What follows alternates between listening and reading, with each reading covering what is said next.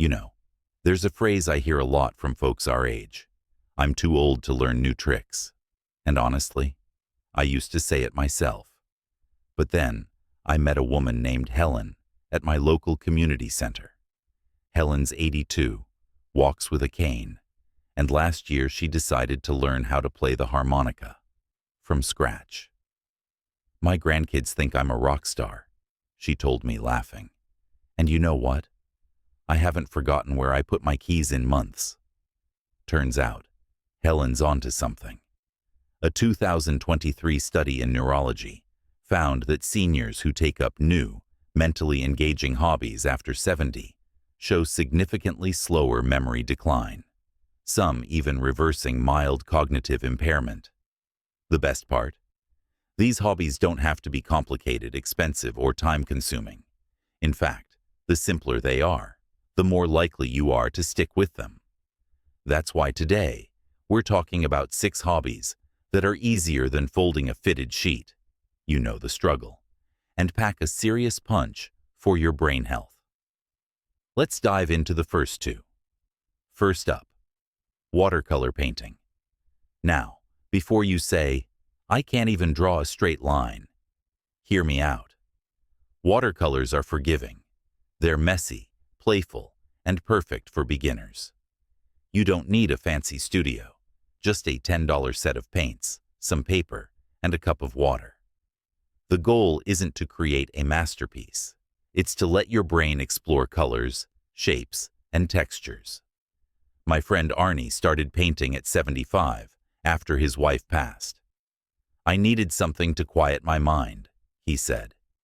Now, he hosts sip and paint nights at his retirement community. Half the time, our trees look like broccoli, but we laugh so hard, our cheeks hurt. And here's the science bit. Mixing colors activates your prefrontal cortex, the brain's problem-solving hub, while the repetitive brushstrokes soothe stress. A double win for memory. Next, let's talk about learning a musical instrument. Wait, don't panic. I'm not suggesting you tackle Rachmaninoff. Think smaller. The ukulele, for example, has 4 strings, not 6 like a guitar, and chords you can master in an afternoon. Or try a keyboard. Many have light-up keys that guide you. Take Marjorie, a viewer who wrote to me last month.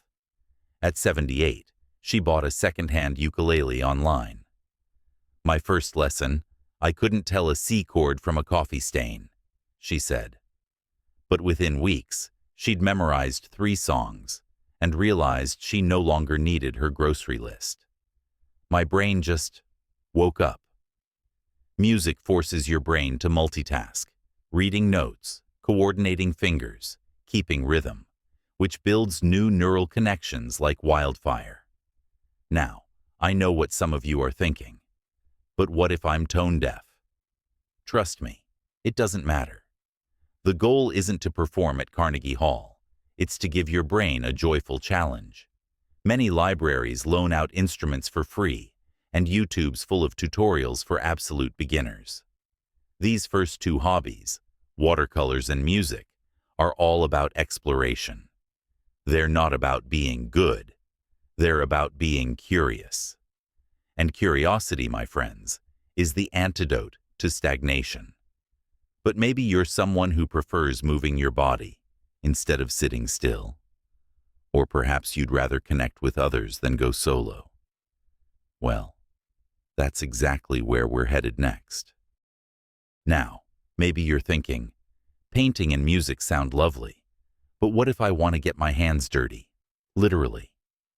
Well, let's step outside for our next hobby, because sunshine and soil might be the best brain boosters you're not using yet. I'm talking about container gardening. No, you don't need a sprawling backyard or the strength of a lumberjack. A few pots on a balcony, a windowsill herb garden, or even a single tomato plant in a bucket will do. Here's why this works. Gardening isn't just about growing plants. It's about growing connections in your brain. Planning what to plant, remembering watering schedules, and troubleshooting why your basil looks sad all engage your prefrontal cortex. Plus, the tactile sensation of soil between your fingers. That's grounding, literally and mentally. A study from Texas A&M found that seniors who gardened regularly scored 20% higher on memory tests than those who didn't. Take my neighbor, Lou. At 79, he turned his tiny patio into a jungle of peppers, flowers, and dwarf citrus trees. I used to forget my neighbor's name, he told me. Now I can rattle off the pH preferences of 6 different plants. His secret? Start small. Grab a $5 pot, a bag of soil, and one idiot-proof plant, like mint or marigolds. Kill it? No shame. We've all been there. Try again. The act of learning how to keep something alive. That's where the magic happens. Now, let's shift gears to something a little quieter, but just as powerful. Birdwatching. Before you dismiss this as just for retirees with binoculars, hear me out. Birdwatching is like a real-life treasure hunt for your brain. You're training your eyes to notice subtle movements, your ears to pick up distinct calls, and your memory to match species with their habits. And thanks to free apps like Merlin Bird ID, you don't need to memorize a field guide. Just point your phone at a bird, and it tells you who's who. My Aunt Clara started birdwatching at 76 after her stroke rehab. At first, I couldn't tell a sparrow from a finch, she said. Now I've logged 87 species in my backyard, and my therapist says my focus is sharper than it was in my 60s. The key here is curiosity, not expertise. Keep a journal by the window, jot down what you see, and let your brain stretch to make sense of patterns. What's beautiful about these two hobbies, gardening and birdwatching, is how they connect you to the world outside your head. They're reminders that growth and discovery don't retire at 70. But maybe you're someone who craves human connection more than soil or feathers. Or perhaps you'd rather flex your brain without leaving the couch. Well, the next two hobbies are all about that. Let's head back inside for a moment. Because the next hobby I want to share is perfect for rainy days, cozy armchairs, and anyone who loves a good story. I'm talking about writing your memoirs. Now, before you say, I'm no Hemingway, let me stop you. This isn't about publishing a best-selling novel. It's about jotting down snippets of your life. The smell of your grandmother's kitchen, the first car you owned, the way the town looked before the highways came through. Here's why this works.